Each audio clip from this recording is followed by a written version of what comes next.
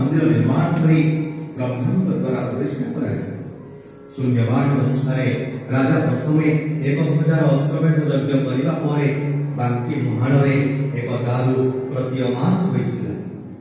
राजा इंद्रद्युम्न और रानी गुंडीचा से ही दारू को नहीं पूजा पाठ कर मंदिर में रखी मूर्ति निर्माण पर राजा विभिन्न कारीगर को डाकी सत किंतु कहीं मूर्ति गढ़ी पारि नथिले। शेष जड़े बुढ़ा ब्राह्मण राजा को कहले 21 दिन मध्य मूर्ति गढ़ी किंतु आपण 21 दिन पर्यंत कबाट खोलिबे ना। शर्त रखी न पारी रानी गुंडीचा बढ़ई ठक ठक शब्द न शुणी 14 दिन में कबाट खोलीदेवे। कबाट खोलिबा क्षणी बुढ़ा ब्राह्मण जनक केउआड़े अंतर्धान हो गले। राजा और रानी निजर भूल बुझीपारी प्रभु को क्षमा प्रार्थना करी दरगढ़ा 3 ठाकुर को नहीं मंदिर में स्थापन करी पूजा रीति खंजिले।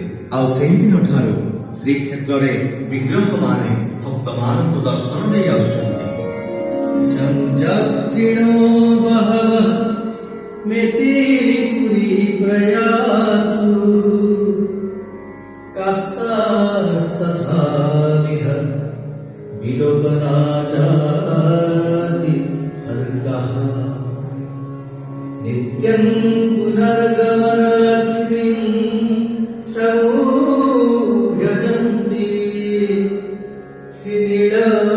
श्रीनीलमाधवमहं शरणं व्रजामि।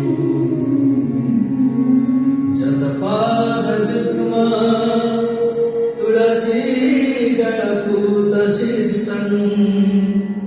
श्रीखण्ड